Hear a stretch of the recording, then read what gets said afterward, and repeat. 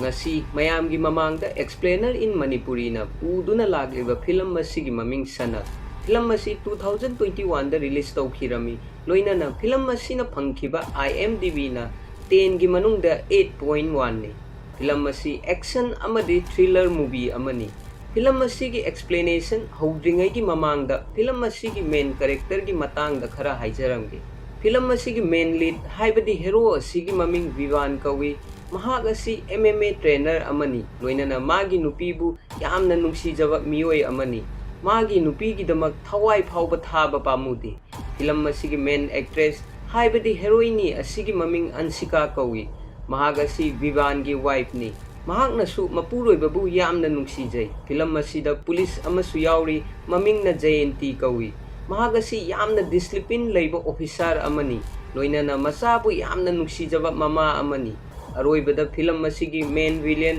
maming na Captain Saju mahak asi mercenary amani haibadi sel gidamak mi amabu karisu leitana hatpa ngammi mahak minungsi leitaba amadi yamna phattaba miyoi amani film masigi haurakpada nupa amaga nupi amaga samudra mapanda laknaduna amadi yamna nungsinana leiba ulammi makhoi ani asi matai manauni loinana film masigi main character ni haibadi Vivan amadi Ansika ni Makoi ani luhong laga lairakpa asi punna sahi ahum sure adubu laibak thibadagi makoi ani gi masa haujik phawba yaudri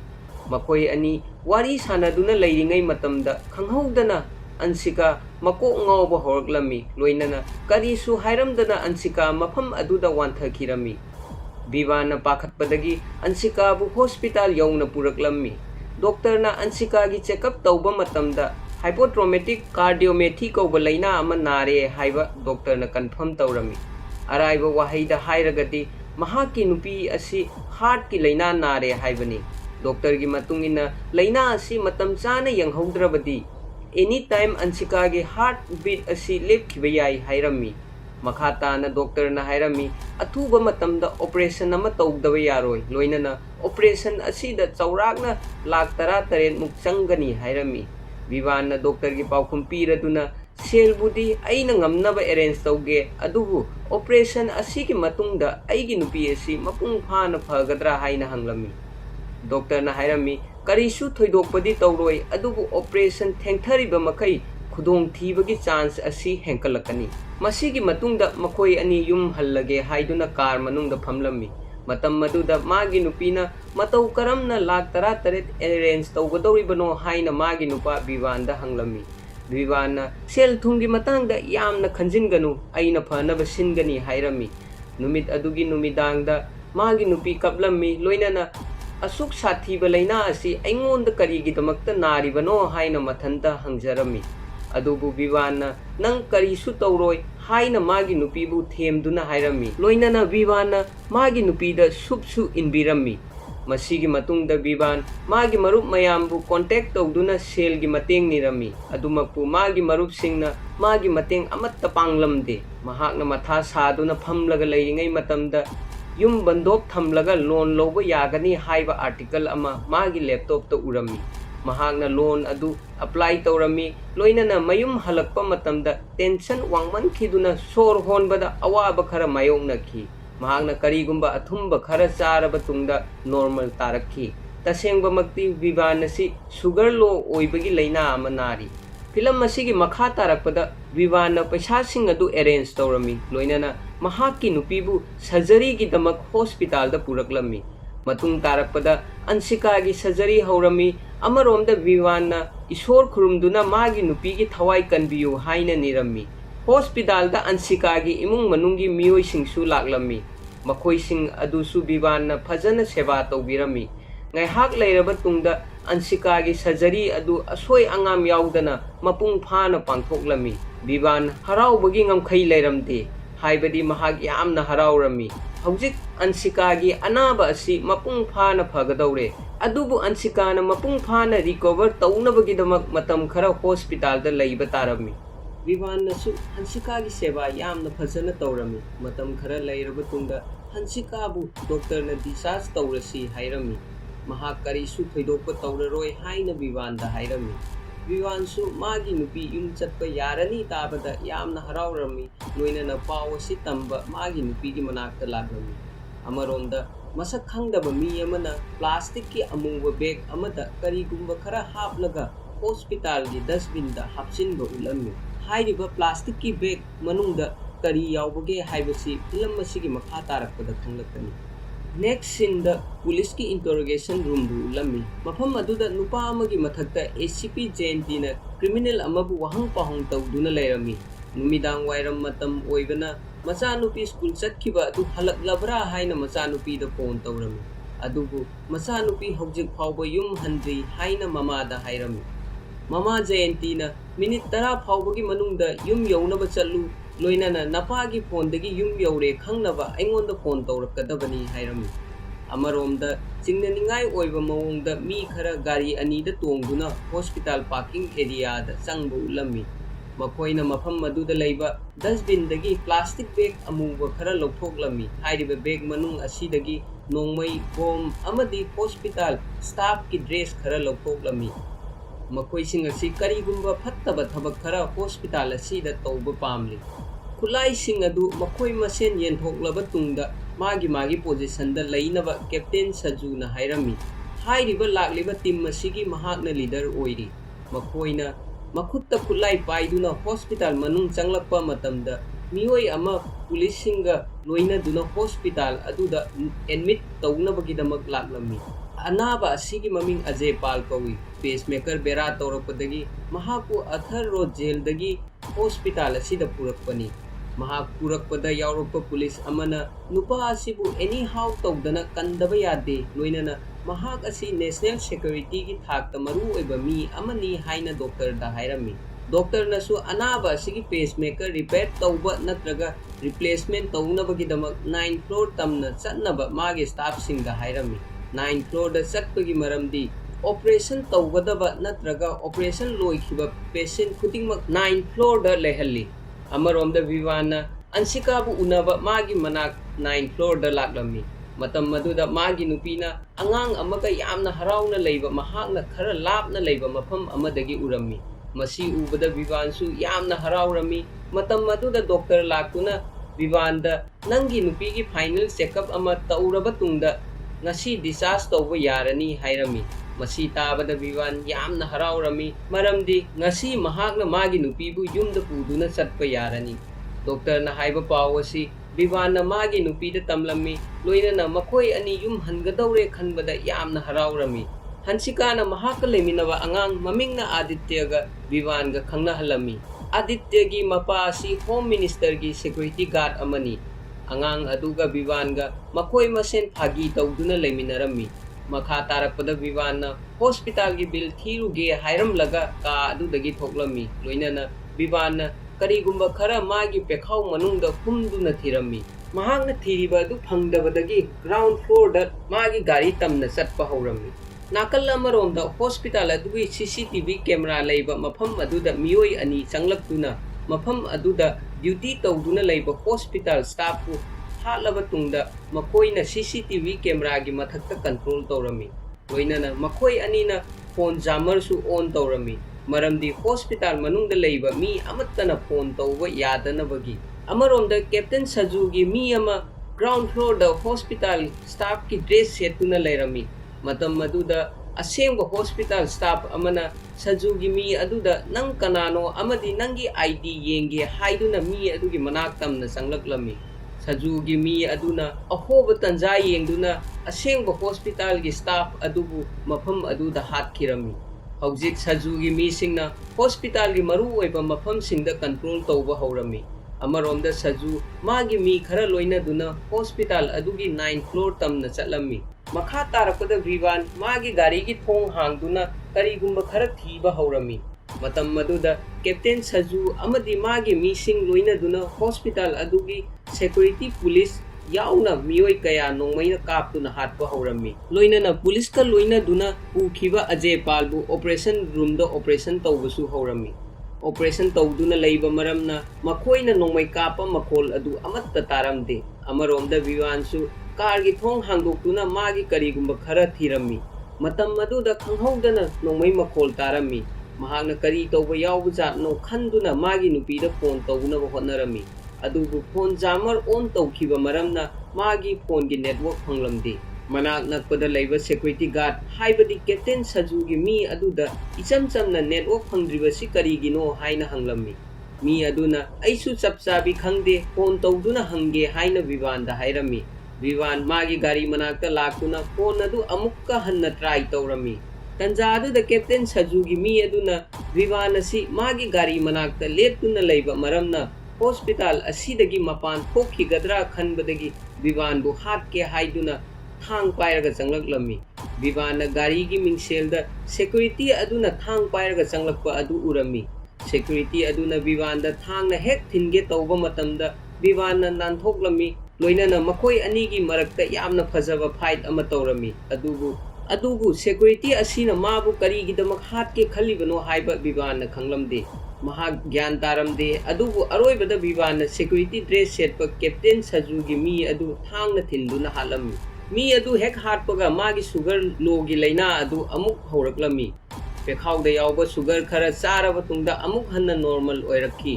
ꯃꯈꯥ ꯇꯥꯔꯛꯄꯗ ꯕꯤꯕꯥꯟꯅ ꯃꯤꯑꯣꯏ ꯑꯗꯨꯒꯤ bag ꯑꯗꯨ check ꯇꯧꯔꯝꯃꯤ check ꯇꯧꯕ ꯃꯇꯝꯗ ꯅꯣꯡꯃꯩ ꯈꯔ ꯑꯃꯗꯤ ꯋꯥꯀꯤ ꯇꯣꯀꯤ ꯑꯃ ꯐꯪꯂꯝꯃꯤ ꯃꯍꯥꯛꯅ ꯄꯣꯠꯂꯝꯁꯤꯡ ꯑꯗꯨ ꯃꯍꯥꯛꯀ ꯂꯣꯏꯅꯗꯨꯅ ꯄꯨꯔꯝꯃꯤ ꯍꯧꯖꯤꯛ CCTV ꯔꯨꯝ ꯑꯁꯤ ꯃꯈꯣꯏꯒꯤ ꯀꯟꯇ꯭ꯔꯣꯜ ꯔꯨꯝ ꯑꯣꯏꯔꯦ ꯂꯣꯏꯅꯅ ꯃꯄꯨꯡ ꯐꯥꯅ ꯍꯣꯁꯄꯤꯇꯥꯜ ꯑꯗꯨ ꯃꯈꯣꯏꯅ ꯀꯟꯇ꯭ꯔꯣꯜ ꯇꯧꯔꯝꯃꯤ ꯑꯃꯔꯣꯝꯗ ꯑꯟꯁꯤꯀꯥꯅ ꯅꯦꯠꯋꯥꯔꯛ ꯐꯪꯗꯕ ꯃꯔꯝꯅ ꯕꯤꯕꯥꯟꯗ ꯚꯣꯏꯁ ꯃꯦꯁꯦꯖ ꯊꯥꯗꯨꯅ ꯍꯣꯁꯄꯤꯇꯥꯜ ꯑꯁꯤꯗ ꯅꯣꯡꯃꯩ ꯀꯥꯞꯄꯒꯤ ꯃꯈꯣꯜ ꯇꯥꯏ ꯀꯔꯤꯒꯨꯝꯕ ꯈꯔ ꯊꯣꯛꯄ ꯃꯥꯜꯂꯤ ꯑꯗꯨꯃꯛꯄꯨ ꯑꯩꯗꯤ ꯊꯣꯏꯗꯣꯛꯄ ꯑꯁꯣꯛ ꯑꯉꯥꯝ ꯑꯃꯠꯇ ꯌꯥꯎꯗꯦ ꯃꯈꯥ ꯇꯥꯅ ꯑꯟꯁꯤꯀꯥꯅ ꯍꯥꯏꯔꯝꯃꯤ ꯅꯪ MMA ꯇ꯭ꯔꯦꯅꯔ ꯑꯃ ꯑꯣꯏ ꯍꯥꯏꯗꯨꯅ ꯍꯦꯔꯣ ꯁꯥꯒꯅꯨ ꯂꯣꯏꯅꯅ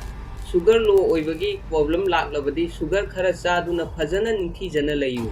ꯑꯟꯁꯤꯀꯥꯒꯤ ꯃꯇꯨꯡ ꯏꯟꯅ ꯕꯤꯕꯥꯟ ꯑꯁꯤ MMA ꯇ꯭ꯔꯦꯅꯔ ꯑꯃ ꯑꯣꯏꯕ ꯃꯔꯝꯅ ꯃꯤꯁꯤꯡ ꯑꯁꯤꯒ ꯊꯦꯡꯅꯒꯦ ꯈꯜꯂꯛꯄ ꯌꯥꯏ ꯍꯥꯏꯅ ꯊꯥꯖꯔꯝꯃꯤ ꯑꯟꯁꯤꯀꯥꯅ ꯑꯀꯣꯏꯕꯗ ꯂꯩꯕ ꯄꯦꯁꯦꯟꯁꯤꯡ ꯑꯗꯨꯁꯨ ꯒ꯭ꯌꯥꯟ ꯇꯥꯅ ꯂꯩꯍꯟꯅꯕ ꯍꯣꯠꯅꯕꯗ ꯃꯇꯦꯡ ꯄꯥꯡꯂꯝꯃꯤ ꯀꯥ ꯑꯗꯨꯗ ꯂꯩꯕ ꯄꯦꯁꯦꯟ ꯅꯔꯁ ꯑꯃꯗꯤ ꯁꯦꯕꯥꯔꯤꯁꯤꯡ ꯑꯗꯨ ꯑꯃꯅ ꯑꯃꯒꯤ ꯃꯇꯦꯡ ꯄꯥꯡꯅꯕ ꯍꯣꯠꯅꯔꯝꯃꯤ ꯇꯟꯖꯥ ꯑꯗꯨꯗ ꯀꯦꯞꯇꯦꯟꯒꯤ ꯃꯤ ꯑꯃ ꯂꯥꯛꯇꯨꯅ ꯃꯈꯣꯏꯁꯤꯡ ꯑꯗꯨ ꯃꯥꯒ ꯂꯣꯏꯅꯗꯨꯅ ꯆꯠꯅꯕ ꯍꯥꯏꯔꯝꯃꯤ ꯑꯟꯁꯤꯀꯥꯅ ꯄꯦꯁꯦꯟ ꯑꯌꯥꯝꯕ ꯕꯦꯗ ꯔꯦꯁ ꯇꯧꯗꯨꯅ ꯂꯩꯕ ꯃꯔꯝꯅ ꯀꯥ ꯑꯁꯤ ꯊꯥꯗꯣꯛꯇꯨꯅ ꯆꯠꯄ ꯈꯨꯗꯣꯡꯆꯥꯔꯣꯏ ꯍꯥꯏꯅ ꯃꯤ ꯑꯗꯨꯗ ꯍꯥꯏꯔꯝꯃꯤ ꯑꯗꯨꯕꯨ ꯀꯦꯞꯇꯦꯟꯒꯤ ꯃꯤ ꯑꯗꯨꯅ ꯍꯟꯁꯤꯀꯥꯅ ꯍꯥꯏꯕ ꯋꯥ ꯑꯗꯨ ꯌꯥꯔꯝꯗꯦ ꯂꯣꯏꯅꯅ ꯎꯄꯥꯏ ꯂꯩꯇꯕꯗꯒꯤ ꯃꯈꯣꯏ ꯂꯣꯏꯅ ꯀꯦꯞꯇꯦꯟꯒꯤ ꯃꯤ ꯑꯗꯨꯅ ꯍꯥꯏꯕ ꯋꯥꯁꯤꯡ ꯑꯗꯨ ꯌꯥꯔꯝꯃꯤ ꯑꯃꯔꯣꯝꯗ ꯕꯤꯕꯥꯟꯅ ꯍꯟꯁꯤꯀꯥꯒ ꯚꯣꯏꯁ SMS ꯊꯥꯗꯨꯅ ꯍꯣꯁꯄꯤꯇꯥꯜ ꯑꯁꯤꯗ ꯑꯦꯇꯦꯛ ꯇꯧꯕ ꯃꯥꯜꯂꯤ ꯅꯪ ꯃꯐꯝ ꯆꯥꯅ ꯂꯩꯌꯨ ꯑꯩꯅ ꯅꯪꯕꯨ ꯁꯣꯏꯗꯅ ꯂꯧꯕ ꯂꯥꯛꯀꯅꯤ ꯍꯥꯏꯔꯝꯃꯤ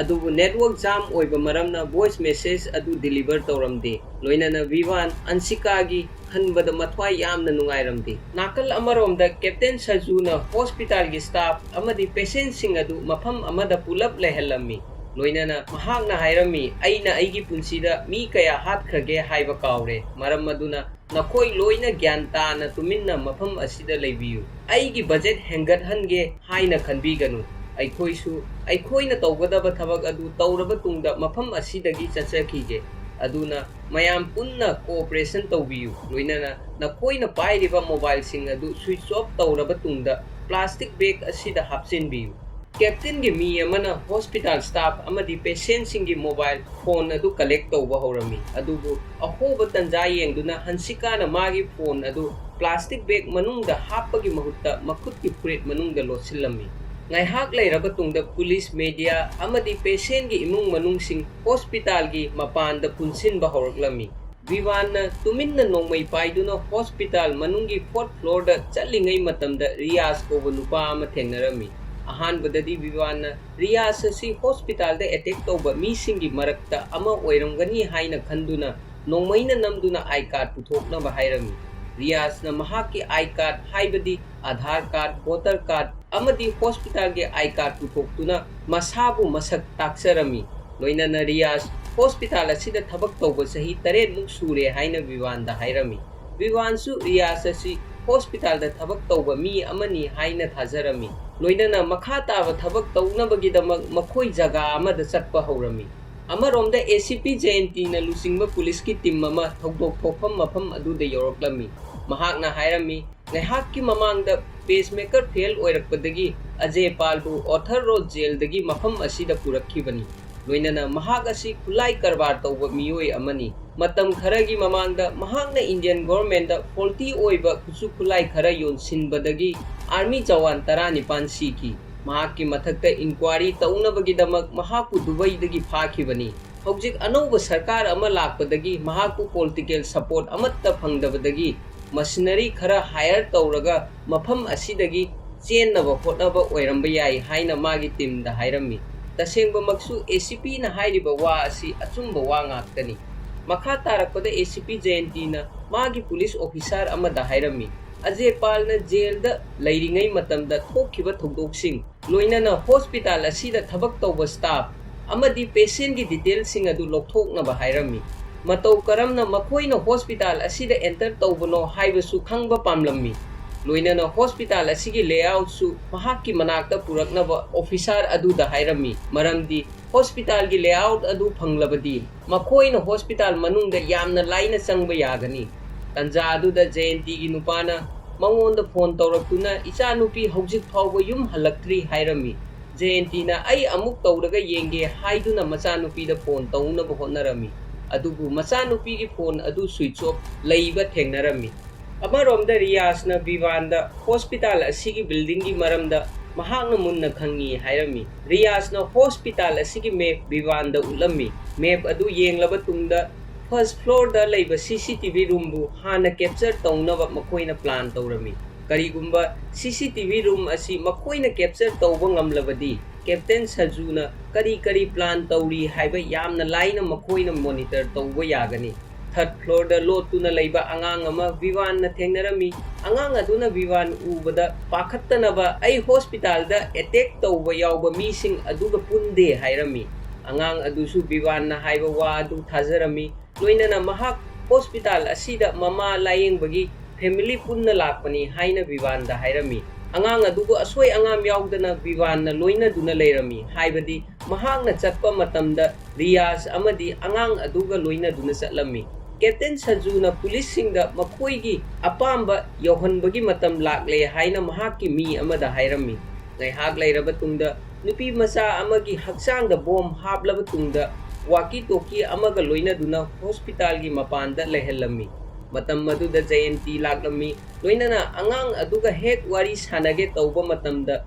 nupi macha adu magi macha nupi oirami ngai haki oina Jayanti gi maithongda macha bu nuksijaba adubu karisu tawba ngamdaba haibadi macha gi mateng pangba ngamdaba mama ama oiki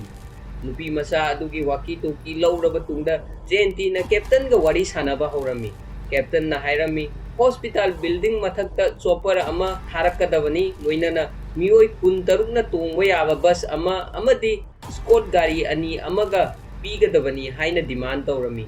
makoi anina wari sanaba si Vivan na loina tarami maramdi ground floor da captain gi mi ama Vivan na hatkiba matamda waki toki ama phangki tanja aduda mark supa mi ani changlaktuna nupi macha adubu hospital building manungda pusin khirami amaromda captain gi mi amana Vivan bu urami loinana Vivan gi mathakta nongmai maru kaya kapa horami Vivan na MMA trainer khakta oibanina mahak nongmai phajana kapa ngamlamdi loinana angang adusu maga loina duna leiba maramna makhoi ani hospital adugi MRI room da sangkhirami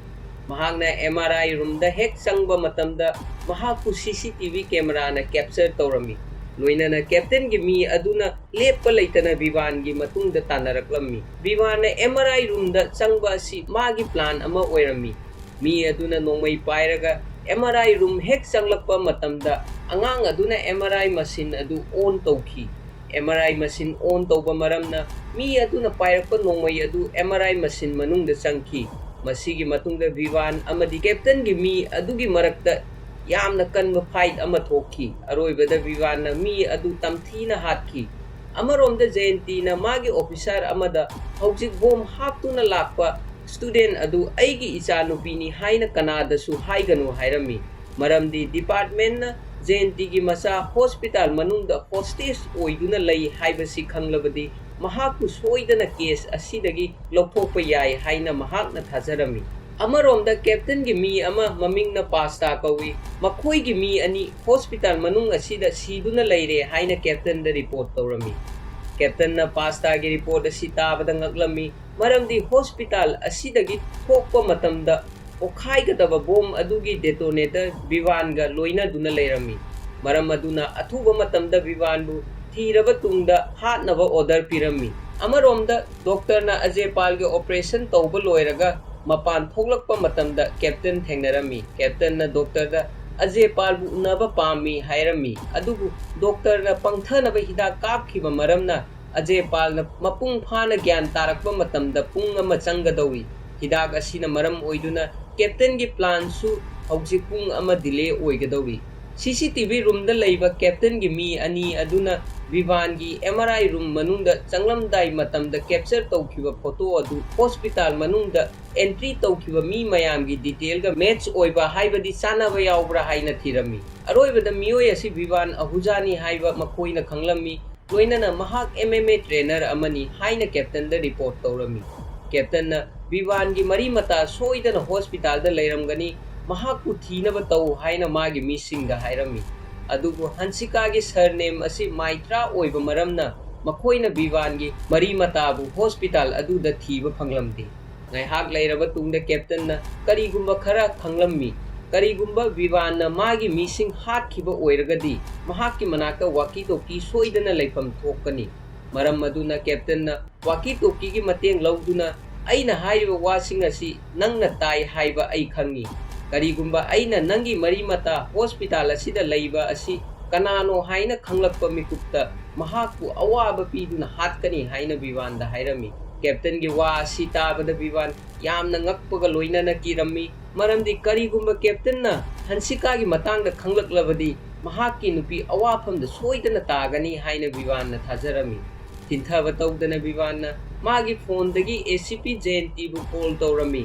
ꯃꯍꯥꯛꯅ ꯍꯥꯏꯔꯝꯃꯤ, ꯀꯦꯞꯇꯟꯅ hostage ꯃꯌꯥꯝ ꯑꯁꯤ ground floor ꯑꯃꯗꯤ 9th ꯐ꯭ꯂꯣꯔꯗ ꯊꯝꯂꯤ, ꯂꯣꯏꯅꯅ ꯃꯍꯥꯛꯅ ꯃꯇꯧ ꯀꯔꯝꯅ ꯍꯣꯁꯄꯤꯇꯥꯜ ꯑꯁꯤꯗ ꯂꯥꯛꯄꯅꯣ ꯑꯃꯗꯤ ꯀꯦꯞꯇꯟꯒꯤ ꯃꯤ ꯈꯔ ꯍꯥꯠꯂꯕ ꯇꯨꯡꯗ ꯁꯤꯆꯨꯑꯦꯁꯟꯕꯨ ꯀꯟꯇ꯭ꯔꯣꯜ ꯇꯧꯅꯕ ꯍꯣꯠꯅꯔꯤ ꯍꯥꯏꯔꯝꯃꯤ꯫ ꯑꯗꯨꯕꯨ ꯈꯪꯍꯧꯗꯅ ꯐꯣꯟꯒꯤ ꯅꯦꯠꯋꯥꯔꯛ ꯑꯗꯨ ꯃꯥꯡꯈꯤꯔꯝꯃꯤ꯫ ꯃꯁꯤꯅ ꯃꯔꯝ ꯑꯣꯏꯗꯨꯅ ꯃꯈꯣꯏ ꯑꯅꯤꯅ ꯁꯥꯟꯅꯔꯤꯕ ꯋꯥꯔꯤ ꯑꯗꯨ ꯗꯤꯁꯀꯅꯦꯛ ꯇꯧꯔꯝꯃꯤ꯫ ꯖꯌꯟꯇꯤꯅ ꯃꯥꯒꯤ ꯑꯣꯐꯤꯁꯥꯔ ꯑꯃꯗ ꯀꯔꯤꯒꯨꯝꯕ ꯍꯣꯁꯄꯤꯇꯥꯜ ꯃꯅꯨꯡ ꯑꯁꯤꯗ ꯖꯥꯃꯔ ꯂꯩꯅ ꯃꯍꯥꯛꯅ ꯃꯇꯧ ꯀꯔꯝꯅ ꯐꯣꯟ ꯇꯧꯔꯛꯂꯤꯕꯅꯣ ꯍꯥꯏꯅ ꯍꯪꯂꯝꯃꯤ꯫ ꯃꯇꯥꯡ ꯑꯗꯨꯗ ꯑꯣꯐꯤꯁꯥꯔ ꯑꯗꯨꯅ ꯍꯥꯏꯔꯝꯃꯤ, ꯀꯔꯤꯒꯨꯝꯕ ꯐꯣꯟ ꯑꯃ ꯖꯥꯃꯔꯗꯒꯤ ꯈꯔ ಲಾꯞꯅ ꯂꯩꯕ ꯃꯐꯝ ꯑꯃꯗ ꯂꯩꯔꯕꯗꯤ ꯅꯦꯠꯋꯥꯔꯛ ꯐꯖꯅ ꯐꯪꯗ꯭ꯔꯕꯁꯨ ꯐꯣꯟ ꯇꯧꯕ ꯌꯥꯒꯅꯤ ꯍꯥꯏꯔꯝꯃꯤ꯫ ꯑꯗꯨꯕꯨ ꯖꯌꯟꯇꯤꯅ ꯚꯤꯚꯥꯟꯒꯤ ꯃꯊꯛꯇ ꯊꯥꯖꯔꯝꯗꯦ꯫ ꯚꯤꯚꯥꯟꯅ ꯇꯨꯃꯤꯟꯅ ꯃꯥꯒꯤ ꯅꯨꯄꯤꯕꯨ ꯀꯟꯅꯕ ꯆꯠꯂꯝꯃꯤ, ꯑꯗꯨꯕꯨ ꯂꯥꯏꯕꯛ ꯊꯤꯕꯗꯒꯤ ꯀꯦꯞꯇꯟꯒꯤ ꯃꯤꯁꯤꯡꯅ ꯃꯍꯥꯛꯄꯨ ꯎꯔꯝꯃꯤ꯫ ꯑꯗꯨꯕꯨ ꯚꯤꯚꯥꯟꯒꯤ ꯕꯦꯒ ꯃꯅꯨꯡꯗ ꯕ꯭ꯂꯦꯛ ꯄꯥꯎꯆ ꯌꯥꯎꯕ꯭ꯔꯥ ꯍꯥꯏꯅ ꯀꯦꯞꯇꯟꯅ ꯃꯈꯣꯏꯁꯤꯡꯗ ꯍꯪꯂꯝꯃꯤ꯫ ꯑꯗꯨꯕꯨ ꯃꯈꯣꯏꯅ ꯕꯦꯒ ꯃꯅꯨꯡꯗ ꯕ꯭ꯂꯦꯛ ꯄꯥꯎꯆ ꯌꯥꯎꯕ ꯊꯦꯡꯅꯔꯝꯗꯦ꯫ ꯕ꯭ꯂꯦꯛ ꯄꯥꯎꯆ ꯍꯥꯏꯔꯤꯕꯁꯤ ꯑꯇꯩ ꯀꯔꯤꯁꯨ ꯅꯠꯇꯦ, ꯕꯤꯜꯗꯤꯡ ꯑꯁꯤꯗ ꯃꯈꯣꯏꯅ ꯄ꯭ꯂꯥꯟ ꯇꯧꯈꯤꯕ ꯕꯣꯝꯁꯤꯡ ꯑꯗꯨꯒꯤ ꯗꯦꯇꯣꯅꯦꯇꯔꯅꯤ꯫ ꯕ꯭ꯂꯦꯛ ꯄꯥꯎꯆ ꯐꯪꯗꯕ ꯃꯔꯝꯅ ꯚꯤꯚꯥꯟꯕꯨ ꯃꯍꯥꯛꯀꯤ ꯃꯅꯥꯛꯇ ꯄꯨꯔꯛꯎ ꯍꯥꯏꯅ ꯀꯦꯞꯇꯟꯅ ꯍꯥꯏꯔꯝꯃꯤ, ꯃꯔꯝꯗꯤ ꯇꯣꯔꯆꯔ ꯇꯧꯔꯕ ꯇꯨꯡꯗ ꯕ꯭ꯂꯦꯛ ꯄꯥꯎꯆꯀꯤ ꯂꯩꯐꯝ ꯚꯤꯚꯥꯟꯗꯒꯤ ꯈꯪꯕ ꯄꯥꯝꯂꯤ꯫ ꯑꯗꯨꯕꯨ ꯑꯍꯣꯕ ꯇꯟꯖꯥ ꯌꯦꯡꯂꯒ ꯚꯤꯚꯥꯟ ꯃꯐꯝ ꯑꯗꯨꯗꯒꯤ ꯆꯦꯟꯅꯕ ꯍꯣꯠꯅꯔꯝꯃꯤ꯫ ꯇꯟꯖꯥ ꯑꯁꯤꯗ ꯀꯦꯞꯇꯟꯒꯤ ꯃꯤꯁꯤꯡꯒ ꯚꯤꯚꯥꯟꯒꯒꯤ ꯃꯔꯛꯇ ꯌꯥꯝꯅ ꯆꯥꯎꯕ ꯐꯥꯏꯠ ꯑꯃ ꯊꯣꯛꯂꯝꯃꯤ꯫ ꯑꯔꯣꯏꯕꯗ ꯚꯤꯚꯥꯟꯅ ꯀꯦꯞꯇꯟꯒꯤ ꯃꯤ ꯑꯅꯤ ꯑꯗꯨ ꯃꯐꯝ ꯑꯗꯨꯗ ꯍꯥꯠꯈꯤ꯫ ꯀꯦꯞꯇꯟꯅ ꯚꯤꯚꯥꯟꯕꯨ ꯐꯥꯈꯤꯕ ꯃꯥꯒꯤ ꯃꯤꯁꯤꯡ ꯁꯤꯔꯦ ꯍꯥꯏꯕ ꯄꯥꯎ ꯈꯪꯂꯝꯃꯤ꯫ ꯃꯔꯝ ꯑꯗꯨꯅ ꯃꯥꯒꯤ ꯂꯦꯝꯍꯧꯔꯤꯕ ꯃꯤꯁꯤꯡꯗ ꯀꯔꯤꯒꯨꯝꯕ ꯚꯤꯚꯥꯟꯕꯨ ꯍꯥꯠꯂꯕꯗꯤ ꯃꯈꯣꯏꯅ ꯐꯪꯒꯗꯕ ꯁꯦꯜ ꯑꯗꯨꯗꯒꯤ 15% ꯍꯦꯟꯒꯠꯀꯅꯤ ꯍꯥꯏꯅ ꯂꯥꯎꯊꯣꯛꯂꯝꯃꯤ꯫ ꯄꯥꯎ ꯑꯁꯤ ꯐꯪꯕꯗꯒꯤ ꯀꯦꯞꯇꯟꯒꯤ ꯂꯦꯝꯍꯧꯔꯤꯕ ꯃꯤ ꯈꯔ ꯚꯤꯚꯥꯟꯒꯤ ꯃꯊꯛꯇ ꯑꯦꯇꯦꯛ ꯇꯧꯔꯝꯃꯤ꯫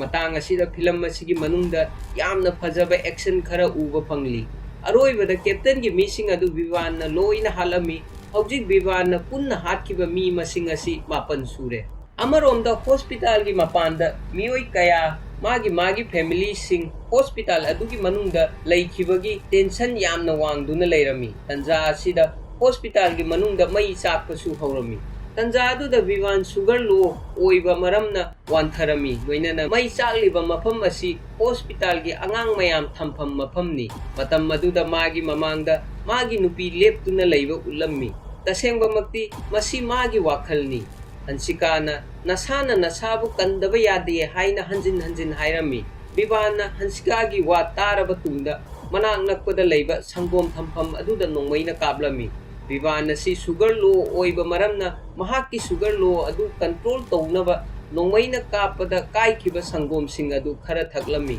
hojik vivan normal taraklami loina na mai chakpham adu da leiba angang adu kallaba tungda room adu dagi mapan thoklami hojik vivan rias amadi angang aduga makhoi ahum cctv room adu da laklami angang aduna network jammer adu off tawrami cctv gi matengna 9th floor da leiba magi nupi hansika bu urami hansika tek ta kaidana leiba adu uraba tungda vivan sor hondoklami haibadi mahak wakhal khara nungai khi makha tana first floor da hostess singbu control tawduna leiba si mioi ama khaktani haiba vivan na khanglami mahakna first floor tamna chattuna captain gi mi adu gun point tawrami loina na hostess sing adu captain gi mi sing dagi free ohelami captain na 9th floor da patient amadi hospital staff sing da vivan ahuja gi relative asi kanano haina hanglami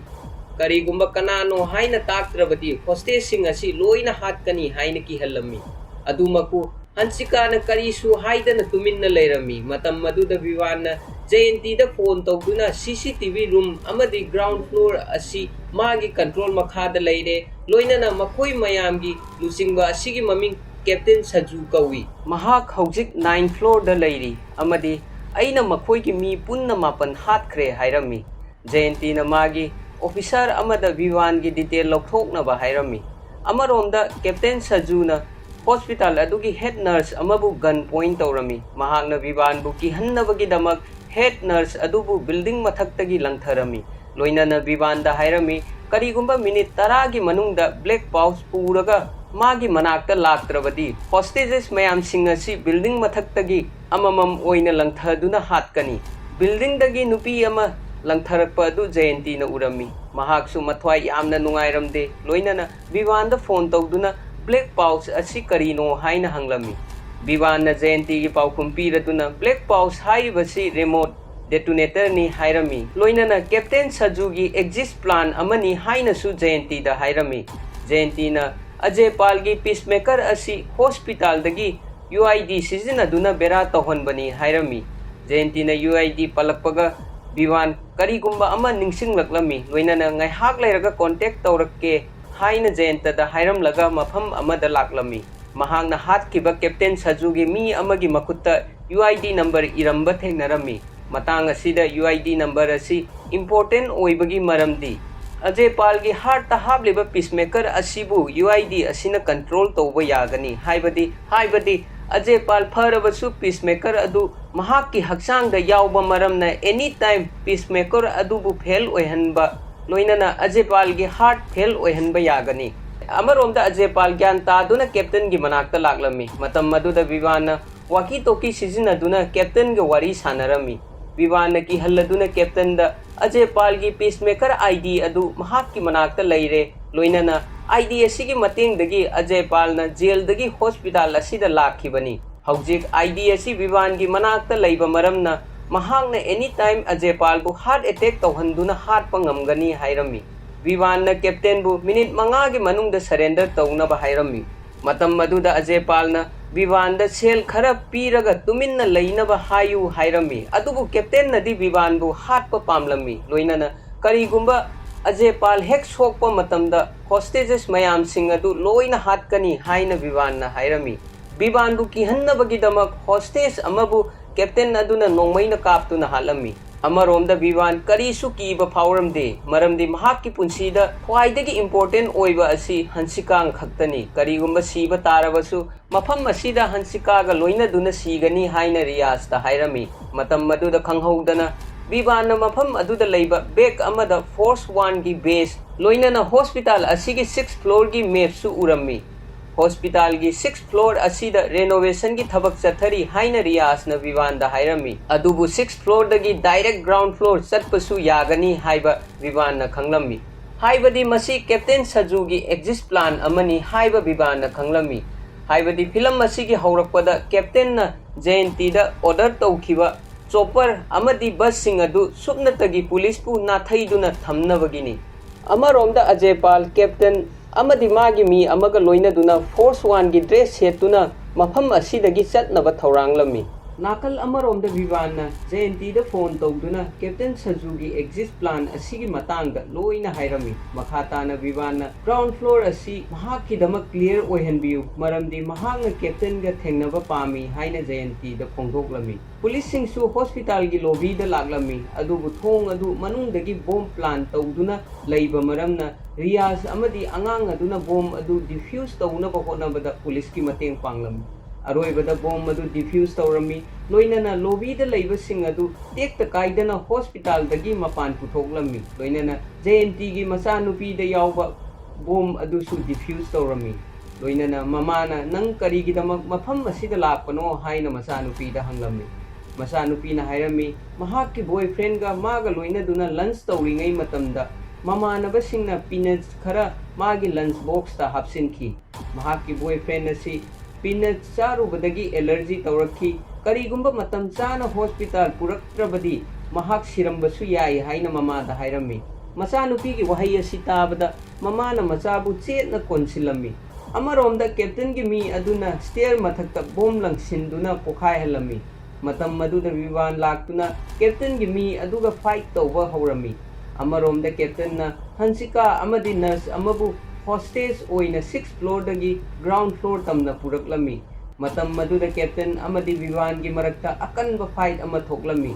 ꯀꯦꯞꯇꯦꯟꯅ ꯕꯤꯕꯥꯟꯕꯨ ꯈꯔ ꯊꯤꯅ ꯐꯨꯕ ꯍꯧꯔꯝꯃꯤ ꯃꯔꯝꯗꯤ plan ꯑꯁꯤꯒꯤꯗꯃꯛ ꯊꯥ 4ꯗꯒꯤ ꯂꯦꯞꯄ ꯂꯩꯇꯅ ꯃꯍꯥꯛ ꯇ꯭ꯔꯦꯟ ꯇꯧꯗꯨꯅ ꯂꯥꯛꯄꯅꯤ꯫ ꯇꯟꯖꯥꯗꯨꯗ ꯅꯨꯄꯥ ꯑꯃꯅ ꯍꯟꯁꯤꯀꯥꯒꯤ ꯃꯊꯛꯇ ꯅꯣꯡꯃꯩꯅ ꯅꯝꯂꯝꯃꯤ ꯑꯗꯨꯕꯨ ꯍꯟꯁꯤꯀꯥ ꯑꯁꯤ MMA ꯇ꯭ꯔꯦꯅꯔꯒꯤ ꯅꯨꯄꯤ ꯑꯃ ꯑꯣꯏꯕ ꯃꯔꯝꯅ ꯃꯍꯥꯛꯅ ꯅꯨꯄꯥ ꯑꯗꯨꯕꯨ ꯊꯤꯅ ꯐꯨꯔꯕ ꯇꯨꯡꯗ ꯍꯥꯠꯈꯤꯔꯝꯃꯤ꯫ ꯕꯤꯕꯥꯟꯅ ꯑꯔꯩꯕꯤ ꯊꯧꯅꯥꯒ ꯂꯣꯏꯅꯗꯨꯅ ꯀꯦꯞꯇꯦꯟꯒꯤ ꯃꯊꯛꯇ ꯑꯦꯇꯦꯛ ꯇꯧꯔꯝꯃꯤ꯫ ꯑꯔꯣꯏꯕꯗ ꯀꯦꯞꯇꯦꯟ ꯂꯤꯐ ꯃꯊꯛꯇꯒꯤ ꯇꯥꯗꯨꯅ ꯁꯤꯈꯤꯔꯝꯃꯤ꯫ ꯃꯐꯝ ꯑꯗꯨꯗ ꯖꯌꯟꯇꯤ ꯂꯥꯛꯂꯝꯃꯤ ꯂꯣꯏꯅꯅ ꯃꯍꯥꯛꯅ ꯑꯖꯌꯄꯥꯜꯕꯨ ꯅꯣꯡꯃꯩ ꯃꯔꯨ 19 ꯀꯥꯞꯇꯨꯅ ꯍꯥꯠꯈꯤ ꯃꯔꯝꯗꯤ ꯑꯖꯌꯄꯥꯜꯒꯤ ꯐꯣꯜꯇꯤ ꯒꯟꯅ ꯃꯔꯝ ꯑꯣꯏꯗꯨꯅ ꯏꯟꯗꯤꯌꯟ ꯑꯥꯔꯃꯤ 19 ꯁꯤꯈꯤ꯫ ꯃꯈꯥ ꯇꯥꯔꯛꯄꯗ ꯖꯌꯟꯇꯤ ꯕꯤꯕꯥꯟ ꯑꯃꯗꯤ ꯍꯟꯁꯤꯀꯥꯒꯤ ꯃꯅꯥꯛꯇ ꯂꯥꯛꯂꯝꯃꯤ꯫ ꯑꯔꯣꯏꯕꯗ ꯕꯤꯕꯥꯟꯅ ꯇꯧꯕ ꯊꯕꯛꯁꯤꯡ ꯑꯁꯤꯒꯤ ꯊꯥꯒꯠ ꯋꯥꯍꯩ ꯃꯌꯥꯝ ꯑꯃ ꯍꯥꯏꯔꯝꯃꯤ꯫ ꯑꯔꯣꯏꯕꯗ ꯕꯤꯕꯥꯟꯅ ꯃꯥꯒꯤ ꯅꯨꯄꯤꯗ ꯂꯤꯛ ꯑꯃ ꯄꯤꯔꯝꯃꯤ ꯂꯣꯏꯅꯅ ꯃꯈꯣꯏ ꯑꯅꯤ ꯌꯥꯝꯅ ꯍꯔꯥꯎꯅ ꯂꯩꯈꯤ꯫ ꯃꯇꯥꯡ ꯑꯁꯤꯗ ꯐꯤꯂꯝ ꯑꯁꯤꯒꯤ ꯁ꯭ꯇꯣꯔꯤ ꯑꯁꯤ ꯂꯣꯏꯈꯤꯔꯝꯃꯤ꯫ ꯑꯊꯨꯕ ꯃꯇꯝꯗ ꯑꯅꯧꯕ ꯐꯤꯂꯝ ꯑꯃꯒꯤ ꯑꯦꯛꯁꯄ꯭ꯂꯦꯅꯦꯁꯟ ꯄꯨꯗꯨꯅ ꯂꯥꯛꯆꯒꯦ꯫ ꯃꯌꯥꯝꯅ ꯂꯥꯏꯛ ꯁꯤꯌꯔ ꯑꯃꯗꯤ ꯁꯕꯁꯀ꯭ꯔꯥꯏꯕ ꯇꯧꯕꯤꯗꯨꯅ ꯆꯦꯅꯦꯜ ꯑꯁꯤꯕꯨ ꯁꯄꯣꯔꯠ ꯇꯧꯕꯤꯌꯨ꯫